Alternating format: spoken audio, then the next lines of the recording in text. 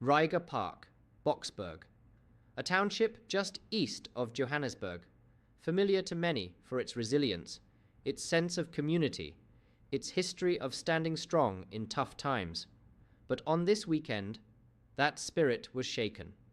6 people dead, 3 wounded, including a toddler, a father killed while shielding his child from a hail of bullets.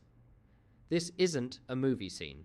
This happened on Williams Road, just before midnight, the kind of violence that has become so normal in South Africa that even the most horrific stories barely make headlines for more than a day. Tonight, we go beyond the flashing lights and yellow tape. We ask, what really happened on that street in Reiger Park? Who was behind the gunfire? And what's driving this wave of deadly shootings across Gauteng's townships?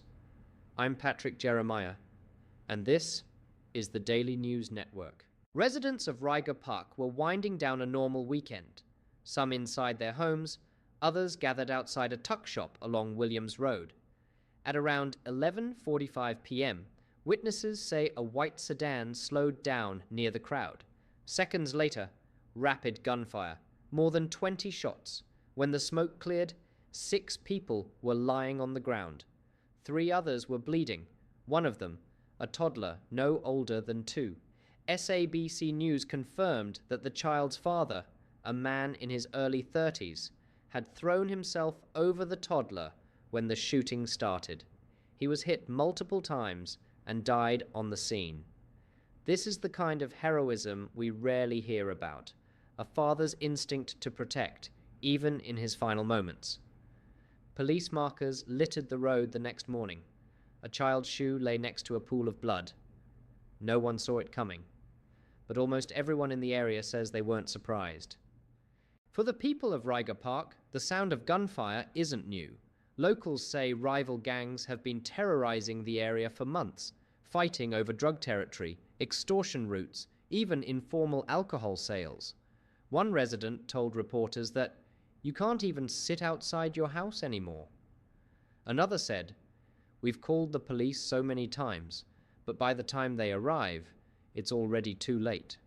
Police have not yet confirmed whether the weekend shooting was gang-related, but the precision, the number of rounds, the speed of the attack, all suggest a targeted hit. 6 people dead, not random, not accidental, planned. And yet, as always, it's ordinary families, not gang leaders, who pay the price. By dawn, the scene on Williams Road was sealed off with yellow police tape. Detectives from the Ikuhuleni district were combing through shell casings, more than 20 scattered near the gutter. Homicide specialists marked each impact point along the wall. Most of the bullets were from a 9mm pistol, standard for local gangs, often stolen from private security firms or police armories. Police spokesperson Colonel Dimakatso Nevuhulwi confirmed that 6 people had died at the scene and 3 others were rushed to hospital. Among them, the 2-year-old toddler who miraculously survived. But here's where the story takes a darker turn. According to initial police reports, none of the victims were armed, none were wanted, and none had any known gang affiliations. So why this corner? Why this group? Was it mistaken identity, or a message meant for someone else entirely? Residents claim that one of the men standing outside that night had been involved in a previous altercation, a dispute linked to a local drug ring operating in the area. If that's true, the other 8 people may have simply been caught in the crossfire of a revenge attack. This is the reality of South African townships today. It takes one feud, one grudge, one gun, and entire families are changed forever. To understand Reiger Park, we need to understand the bigger picture. Mass shootings, or what police call multi-murder incidents, have become disturbingly common across Gauteng, KwaZulu-Natal, and the Western Cape.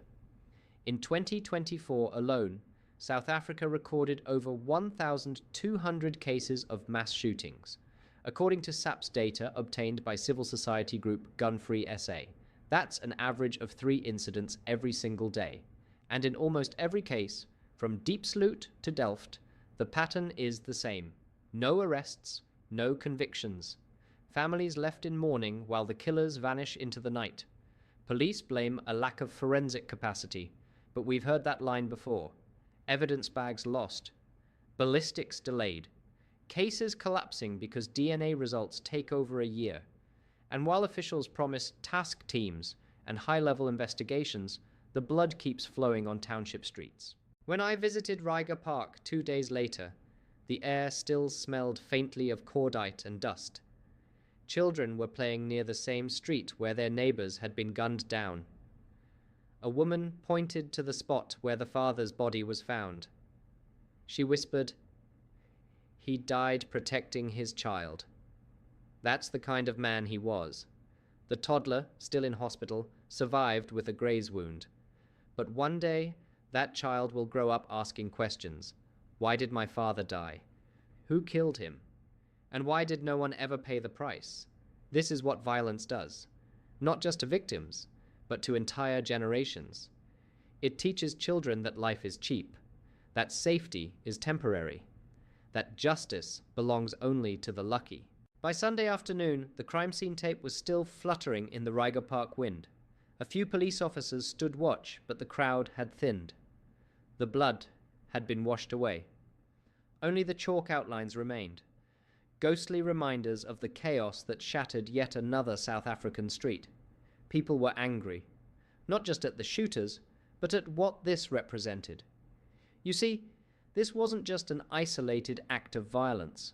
This was a symptom of a system cracking under its own weight. Reiger Park, once a proud working-class community, has become a pressure cooker. Unemployment above 45%. Gang networks that control informal trade. A police station overwhelmed, under-resourced, and, many say, infiltrated. Sources from inside Ekurhuleni Metro Police told the Daily News Network that illegal guns flood into the township through scrapyards and backdoor taxi operators.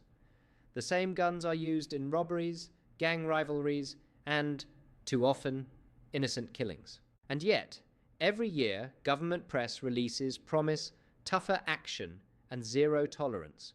But on the ground, people see something else entirely. Tape, trauma, and nothing changing. Here's the timeline. Because in this country, time matters. Friday night, 8:45 p.m. Two groups of men begin arguing outside a local shebeen on Luyanda Street. 9:02 p.m. Gunshots erupt. Witnesses report automatic fire. 9:06 p.m. A father is seen pushing his toddler to the ground, shielding the child as bullets strike. 9:09 p.m. The suspects flee in a white Toyota Quantum with no plates. 9:12 p.m. Residents call emergency services. 9:27 p.m. First responders arrive. By then, it's too late. The father is dead. The toddler survives. The next morning, police promised a manhunt. But residents ask, a manhunt with what? One patrol car for the entire block? No ballistic tracking? No surveillance network that works beyond the suburbs? When we visited the street, 2 days later, the air still smelled faintly of cordite and fear. Children peeked from windows. One teenager told us, "We don't even play outside anymore." The bullets don't care if you're young or old. It's a chilling truth. In townships like Reiger Park, violence has become routine. Shootings aren't breaking news anymore. They're background noise. And part of the problem lies far from the township. It lies inside the South African Police Service's forensic backlog. According to internal reports obtained earlier this year, more than 220,000 forensic samples, including bullets, DNA swabs, and fingerprints, remain unprocessed nationwide. In Gauteng alone, cases can take up to 3 years to reach trial because forensic evidence is missing or incomplete. That's not just a number. That's justice delayed, and often justice denied. Without ballistic evidence, suspects walk. Without DNA confirmation, cases collapse. That's from an internal SAPS Forensic Division memo dated March 2025. It admits that budget cuts and procurement scandals crippled their capacity to test samples. One official even wrote, "The system is broken and criminals know it." So when families of Reiger Park demand justice, they're not just asking for an arrest. They're asking for a functioning country, a country where the murder of a father protecting his toddler isn't another forgotten file in a backlogged lab, where detectives don't have to borrow petrol money to visit a crime scene, where witnesses can testify without fearing for their lives, because behind every statistic is a home that's gone silent, a child now fatherless, a mother who will never again open the door expecting him to walk through it. And yet, as tragic as this is, the question that keeps echoing across Reiger Park tonight is one that cuts deep. If justice can't find its way here, where in South Africa can it still be found? Sunday evening in Reiger Park. The sun set behind the shacks and small brick homes. That warm orange glow that makes the dust look golden for a few brief minutes. And then, as night fell, candles began to appear. 1, then 2, then 20. Lined along the pavement where the father had fallen, neighbors stood quietly. Mothers held their children closer. Someone whispered a prayer. And for the first time in a long time, the street was silent, not from fear, but from mourning. His name was Thabo Mokoena, 34 years old, a father, a husband, and a man who worked double shifts as a security guard to provide for his family. He wasn't famous, he wasn't powerful, but on that Friday night, he became something far greater, a symbol of every ordinary South African caught between bullets and broken promises. The community buried him 3 days later. At the service, Pastor Molefe said something that stuck with me. We are burying not just a man, we are burying what's left of our belief that life is sacred in this country. The crowd nodded. Some cried, because they knew what he meant. Every death that goes unanswered chips away at the soul of South Africa. But here's what's worse. Even as the family grieved, rumors began to swirl. Gang-related, some said. Wrong place, wrong time, others muttered. The police, tight-lipped, no updates, no press conference, just silence. Silence. The one thing South Africans know too well when it comes to justice. And that silence, my friends, is dangerous because it breeds fear, it breeds cynicism, and it tells criminals that they can get away with it. The truth is, violence like this doesn't erupt out of nowhere. It's grown, watered, and protected by networks that stretch from the alleys of Reiger Park to the corridors of power. Yes, the gangs pull the triggers. But someone is supplying the guns. Someone is moving the money. Someone, somewhere, is profiting from the chaos. And when you trace those lines far enough, you don't just find criminals, you find connections, police officers on take, politicians looking the other way, contracts, tenders, and the same corruption that drains billions from our country, now costing us lives in our neighborhoods. Every day, another crime story flashes across our screens. A carjacking, a killing, a robbery gone wrong, and we shake our heads. We move on. But somewhere in that chaos, a child grows up believing this is normal. Thabo's daughter. She's only 3 years old. She still asks where her daddy went. Her mother doesn't know what to say, because how do you explain to a child that her father was killed not just by bullets, but by the collapse of a system that was supposed to protect him? This story isn't just about Reiger Park. It's about South Africa, a country where courage is often found not in the halls of power, but in the quiet streets where people survive despite it all, where fathers shield children, where neighbors still pray, and where communities refuse to give up hope, even when hope feels like the most dangerous thing to hold on to. So tonight, we ask, how many more candles must be lit before the country wakes up? How many more families must bury their loved ones before justice becomes more than a slogan? And how long will we keep pretending that crime is a township problem when in truth, it's a national wound. This isn't the end of our investigation. It's only the beginning. We will keep asking questions, keep digging, and keep shining light where darkness has made itself comfortable. If you believe in truth, if you believe that no family should suffer in silence, like this video, leave a comment and subscribe to the Daily News Network, because the only way to fight corruption and violence is to expose it for Thabo, for his daughter, for every South African who deserves peace on their own streets.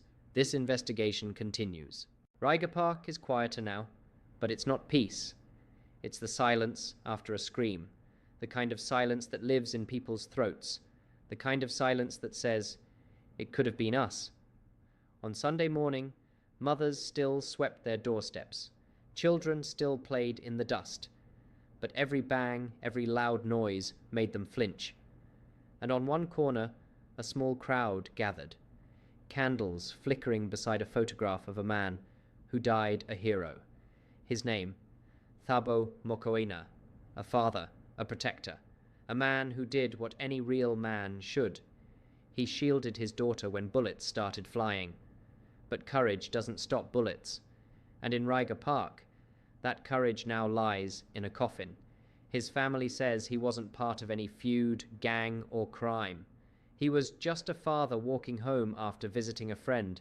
Then a bakkie pulled up, shots rang out, and in seconds a man's life and a little girl's innocence were torn apart. Neighbors say the gunmen didn't even slow down. They just disappeared into the night. No faces, no arrests, just grief, left behind like the bloodstains on the pavement. You know, we've become numb to these stories. We scroll past them, watch them for 30 seconds, shake our heads, and move on. But someone has to stop and ask, why does this keep happening? How many more fathers must die shielding their children before someone fixes the roots, not the symptoms, of this violence? Because behind every shooting incident, there's a trail. Guns that were never traced. Police who arrive too late. Investigations that go nowhere. And communities forced to live like hostages in their own streets. Reiger Park isn't just another crime scene, it's a reflection of South Africa's soul. A place where poverty, unemployment, and neglect have collided to make violence ordinary. And unless something changes, fast, this story will repeat itself. Different names, different faces. In the coming days, Thabo's family will bury him. His daughter, just 3 years old, will stand beside her mother, probably not understanding why her father isn't waking up. And the rest of us will read about it, talk about it for a moment, then move on. But here's the truth. Until justice means more than a statement, and safety means more than a slogan, Reiger Park won't be the last headline like this. It will just be another chapter in a country bleeding from within. This is South Africa, where even love, a father's love, can't always survive a bullet. Same blood.